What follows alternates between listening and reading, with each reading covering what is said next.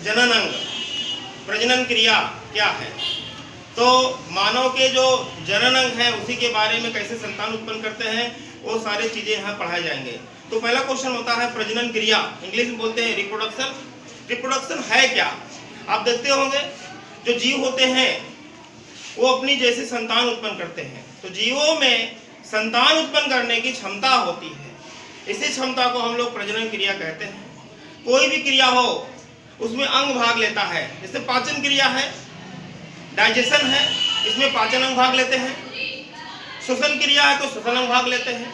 इसी तरह प्रजनन क्रिया होती है, उसमें प्रजनन जो क्रिया होती है उसमें जनन अंग भाग लेते हैं। तो जनन अंग रिप्रोडक्टिव ऑर्गन बोलते हैं। क्या है ये? जीवों के वे अंग जो प्रजनन क्रिया में भाग लेते हैं उसे जनन अंग बोलते हैं। यदि हम बात करते हैं जीवों में जनन अंग कितने प्रकार के होते हैं, आप जानते हो जीव दो प्रकार के होते हैं, नर और मादा।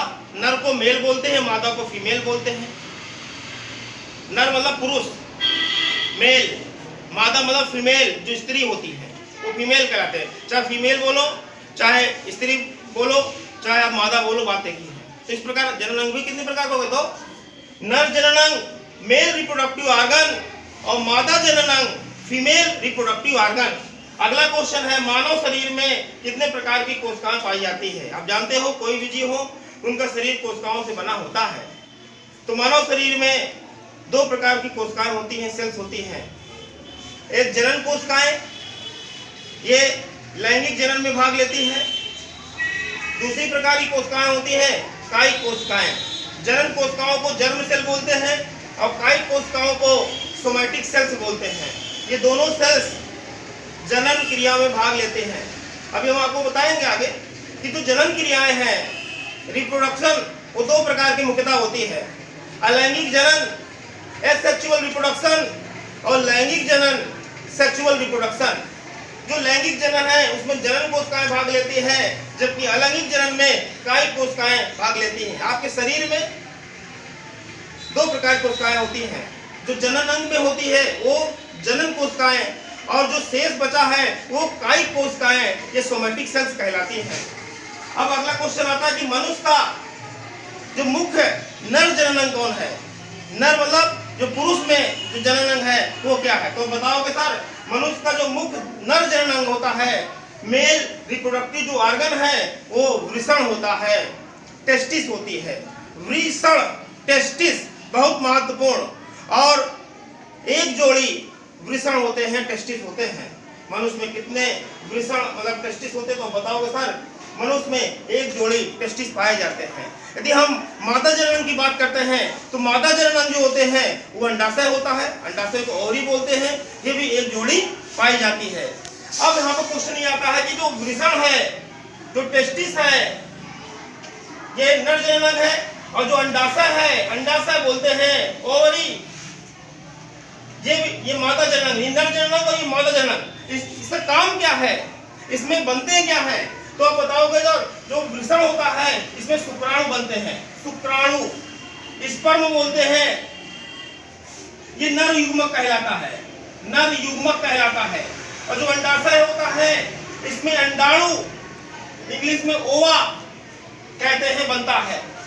और ये जो अंडाणु होता है ये मादा युग्मक होता है। तो वृषण में आपने देखा शुक्राणु बना, अंडाशय में अंडाणु, अंडाणु को ओवा बोलते हैं। तो बताओ सर इनका काम क्या है? यही दो युग्मक होते हैं, यही दो कोशिकाएं होती हैं जिनके संयोग से नए जीवों की उत्पत्ति होती है। जैसे यहाँ पर स्पर्म और यहाँ पर ओवा, ये दोनों जो आपस में मिलते हैं तो एक रचना बनती है जिसे बोलते हैं जाइगोट। जाइगोट हिंदी में युग्मनज बोलते हैं। ये एक कोशिकी होता है जाइगोट, और ये कोशिकी जो जाइगोट होता है इसी से भ्रूण बनता है, इम्ब्रायो, और इम्ब्रायो से जीवों का शरीर बनता है। तो जब स्पर्म और ओवा आपस में मिल जाते हैं, इसी घटना को निषेचन क्रिया या फर्टिलाइजेशन क्रिया बोलते हैं। जब दोनों स्पर्म और ओवा, जो स्पर्म है ये आपका नर है और ओवा जो है मादा है, युग्मक है, दोनों आपस में जब मिलते हैं तो इस क्रिया को निषेचन क्रिया बोलते हैं, फर्टिलाइजेशन बोलते हैं। इस क्रिया में जो रचना बनती है वो एक कोशिकी होती है, एक कोशिका से बनी होती है, जिसे जाइगोट कहते हैं। जाइगोट को हिंदी में युग्मनज कहते हैं। और इसमें विभाजन होता है, समसूत्री विभाजन।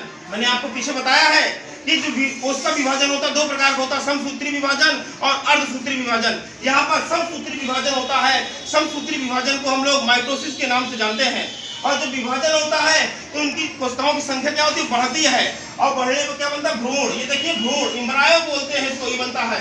और भ्रूण से 9 महीने बाद जीवों का शरीर बनता है। यही घटना पूरी होती है जनन क्रिया। आपने देखा कि नया संतान बन गया कि नहीं? तो कल इसके बारे में आपको बताऊंगा। ओके।